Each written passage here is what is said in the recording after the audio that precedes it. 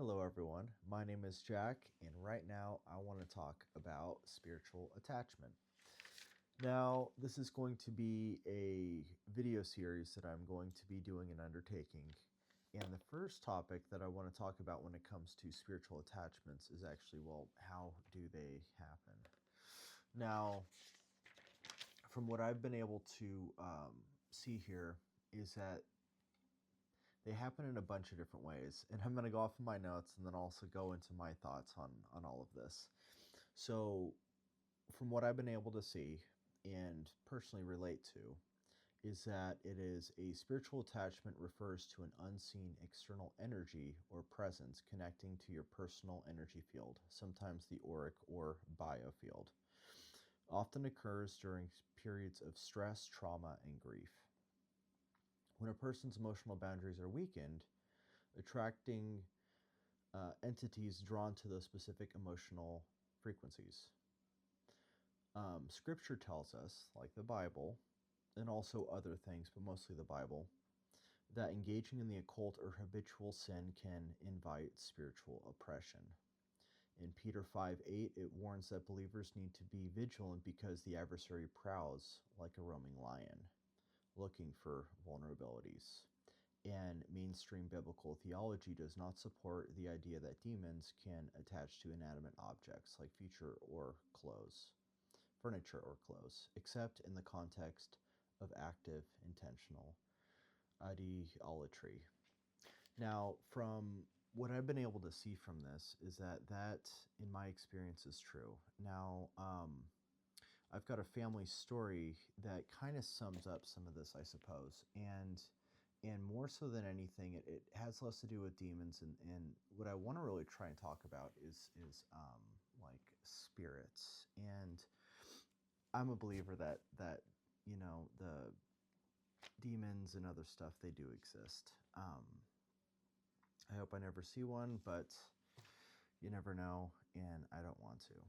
But here's the thing, is that when it comes to spirits attaching to you, I myself actually, this is going to make me sound a little crazy, but I actually saw one in my house just a couple months ago, and I believe that was Joseph Staples after I was doing one of my cemetery tours. And I make it a point on my cemetery tours to do a little kind of overview of that when I tell people, hey, this is, optional. However, I recommend you do it. Luckily, he was a good guy. And so, that being said, I've also seen something else that's not so good in my house as well, including hearing those ravens and those crows that I've talked about before when I was in a very low period with my dog passing away.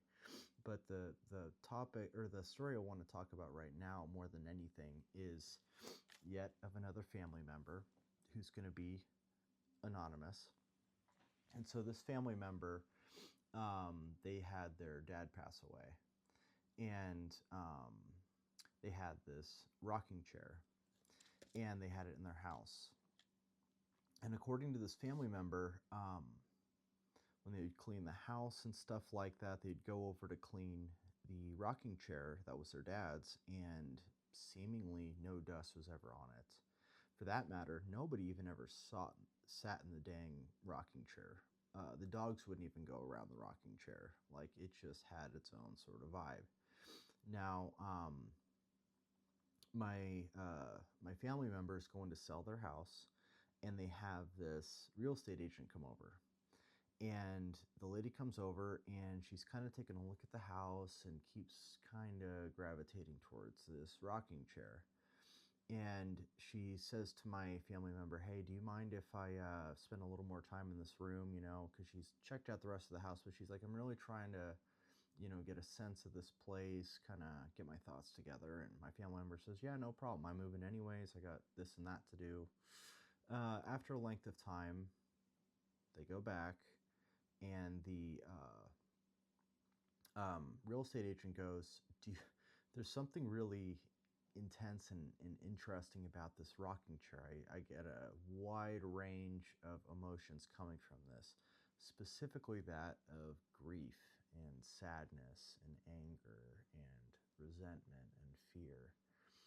My family member starts crying, and goes on to say, well, um, what makes you say that? And they go, well, it's just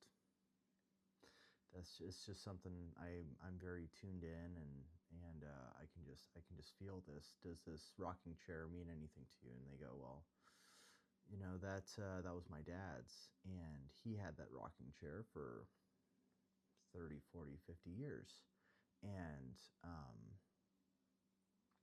the thing about it though is that my family member starts talking about how her dad would be in that chair when he was sad, when he went through his divorce, when he found out that he was expecting his first child, when he got diagnosed with cancer, when he beat cancer, when it came back again.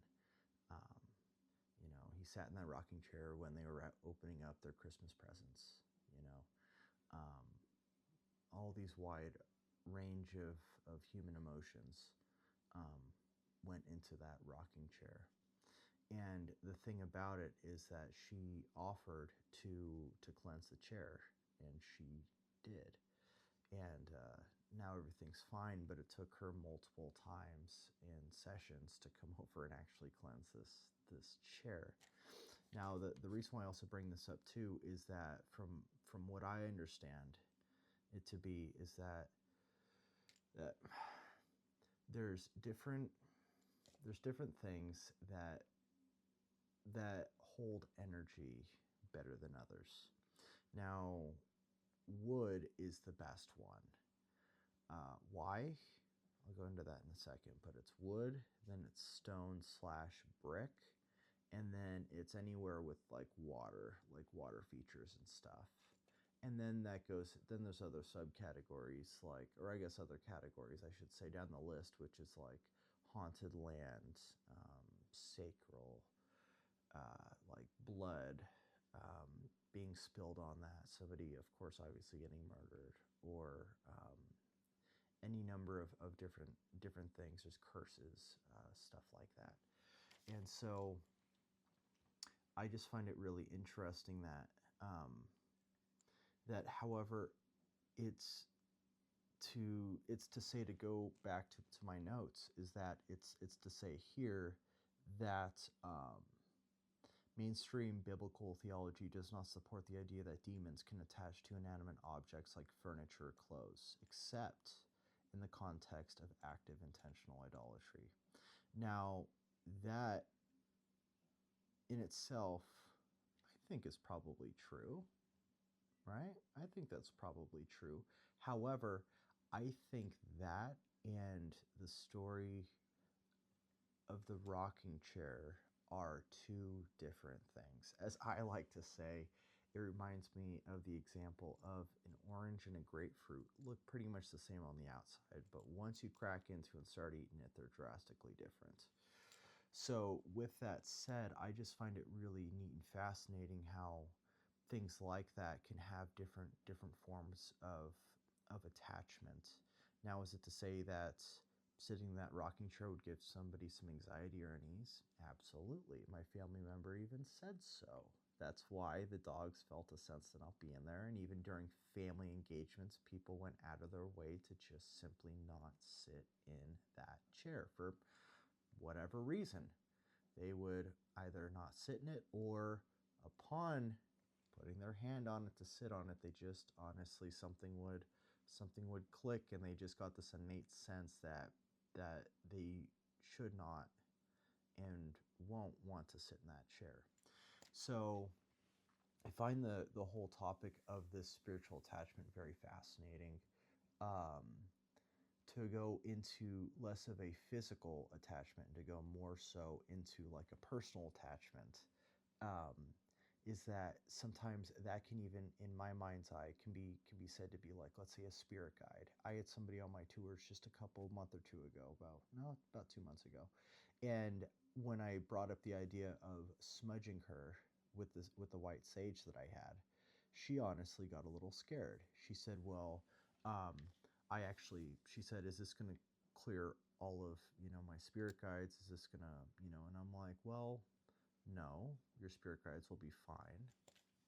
Is there anything specific? Because I could just sense something was different. Is there something specific that you don't want to leave you? You know, is there something that hasn't been serving you, but you're just used to it for this long? And they went on to say, well, I'm not sure if it's a family member. I'm not sure if it's a generational spirit. We'll go into that in a different video. But she was worried that even if it was bad, she did not want to lose it. And so, wanting to make it so that she felt okay, um, I ended up having a nice little talk with her, and we came to the mutual conclusion that if it's not serving you, it probably shouldn't be with you, you know. And she went, yeah, but I'm just so used to it, and it would be like stuff like, um, man, what did she tell me? She told me stuff um, like how the thing would always like feel over her shoulder, and she never got this sense that it was trying to do good for her. She felt like it was always like draining her, like as an example, a very crude example would be like mistletoe on a tree. Now, when you have the mistletoe cut and it's over the door frame and it symbolizes, love and connection or whatever mistletoe symbolizes, the reality is that mistletoe is actually a parasite that will feed off of different trees until the tree is dead. That's what mistletoe is it's like a parasite. And although it can be and is understood to be something else, the reality of what it actually is in the wild is something different. And so me talking this over, I don't know if I did the mistletoe analogy with her, probably not. I'm giving it to you guys right now, though. But all the same, she understood and embraced that and said, if this spirit is actually meant to be good for me, I'm willing to let go of this. And she was telling me how she had this spirit for quite some time. I mean, she said for something outrageous like 18 or 20, 22 years. So it's a crazy amount of time, and I'm like,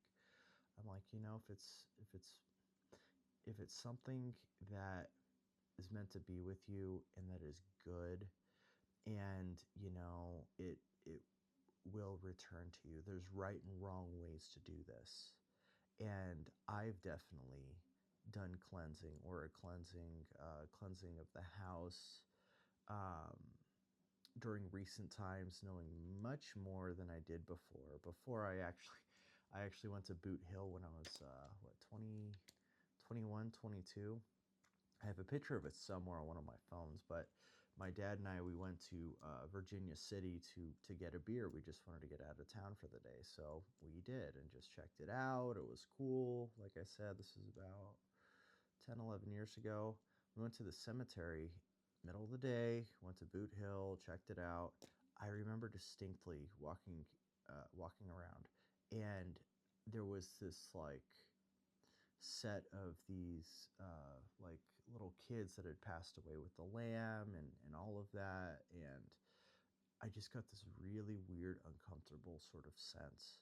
And I said, I don't, I want to go. And Dad's like, you feel something? And I'm like, yeah, I'm not feeling comfortable being in this cemetery, And he was like, okay, no problem. Let's get out of here. And I kid you not, just the weirdness I could feel follow me when we were walking out of the cemetery. I could just feel this weirdness. I just kind of sort of kept looking around, and this wasn't feeling too good. And um, it's just more of like I just felt like this not anxiety, but I felt this weird. I feel like this weird sort of shift. And I went home, and I instinctively, because the things you pick up just through talking to people, movies, culture, um, things that you think may or may not work, and you go, well, I've seen people use sage and burr burr burr burr burr, which I still do now, but I went around the house, and I I didn't do it correctly, and I could feel this change in me, And what happened more than anything else was I feel is that some of these spirit guides that are with me, because I wasn't as connected to Christ as I am now, so that was also different too. But I feel like the spirit guides that were with me, I I unintentionally made it to where they left me. But also in doing so, I made it to where those things that I felt that had and I believed at that time and still do had followed me back, and I smudged the house and stuff. And one thing that I didn't do as well is I didn't have the windows open. And traditionally speaking, when you do smudge and you do stuff in your house like that, you do want a door or a window open so they can leave. You also want to set intention and say exactly what you want when you're doing this. Truly believe it. Um, what's the saying? It's to say that the to have the faith of a mustard seed is stronger than any mountain of disbelief, right? So just a minuscule iota of, which is way more than nothing, um, is to say that in itself is enough to make it so that you are protected, um, at least in that moment. Because if you don't have the um, habit, the practice of doing these things, you don't know how to do it, or you forget. And it's to say it's a perishable skill. A lot of stuff isn't. A lot of stuff is. So, anyways, I just find all this stuff very fascinating. Just wanted to share it with you guys. I'm rambling on now, so um, thanks for joining me, guys. I am going to continue on this project. More things to look forward to in regards to this is a nice little range of questions that I am going to post to myself that I already have, and answer some questions that you guys might have. So, anyways, I'll see you guys in the next episode.